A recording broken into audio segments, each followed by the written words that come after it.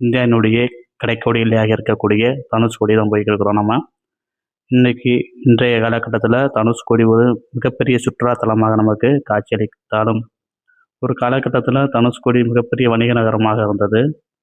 India மற்றும் இலங்கை இரண்டு நாடுகளை இணைக்கக்கூடிய முக்கிய வணிக மையமாக தனுஷ்கோடி இருந்திருக்கு அப்படின்னா அது ஒரு ஆச்சரியமான விஷயம்தான். அந்த காலகட்டத்தில் பார்த்தோம் அப்படின்னா தனுஷ்கோடியில் ரயில் நிலையம், தபால் நிலையம், மருத்துவமனைகள், தேவாலயங்கள் என ஒருங்கிணைத்து செயல்பட்ட மிக முக்கியமான ஒரு நகரம் தனுஷ்கோடி. வாங்க அப்படியே அங்கே தான் போகிறோம். அப்படியே நம்ம போய்கிட்டு இருக்கோம். ரொம்ப தூரம் போனோம். ராமேஸ்வரத்துலேருந்து நம்ம ஒரு 33 கிலோமீட்டர் போகணும். தனுஷ்கோடியுடைய மிச்சமாக இருக்கக்கூடிய அந்த தேவாலயத்தை நம்ம பார்க்குறோம். தனுஷ்கோடியிலேருந்து அழிக்கப்பட்ட தனுஷ்கோடியில் மிச்சமாக இருக்கக்கூடிய தேவாலயங்கள் இது எல்லாமே 1964 தனுஷ்கோடி அழிஞ்சிருது, முற்றிலுமாக அழிக்கப்படுது. அதற்கடுத்து பார்த்தோம் அப்படின்னா தனுஷ்கோடியில் மக்கள் வாழ தகுதியற்ற நகரம் அப்படின்ட்டு அறிவிச்சிடுறாங்க.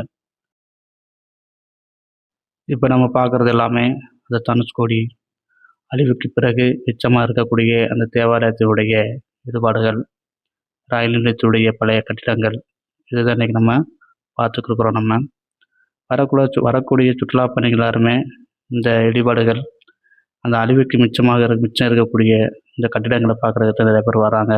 ஏன் அப்படின்னா தனுஷ்கோடி அப்படிங்கிற ஒரு நகரம் இருந்துச்சு அப்படிங்கிறதுக்கு இதுதான் வரலாற்றுச் சூடுகளாக அன்றைக்கி நமக்கு இருக்குது. இந்த வரலாற்றுச் சூடுகளை பார்க்குறதுக்கு தான் ராமேஸ்வரம் வரக்கூடிய அனைத்து சுற்றுலா பயணிகளுமே தனுஷ்கோடி வந்துட்டு போகிறாங்க.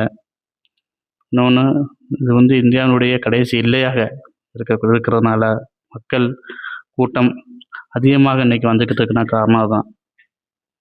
முக்கியமான சிற்பிகள் முத்துக்கள் வச்சு நிறைய மாலைகள், பூக்கள், பிளேட்டு, சங்கு, இந்த மாதிரி நிறைய விஷயங்கள் விற்பனை செய்கிறாங்க.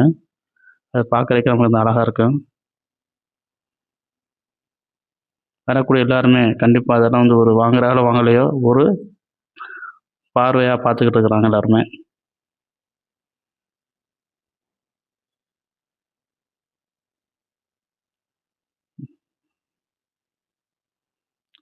தனுஷ்கோடி ரயில் நிலையத்தில் ஒரு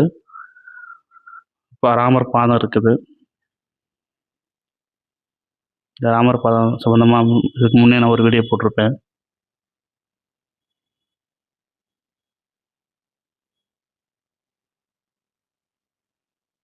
லைட் ஹவுஸ் கலங்கரை விளக்கம். லாஸ்ட்டில் பார்த்தோம் அப்படின்னா வட மாநிலத்தருடைய அருமையான ஒரு நடன காட்சி.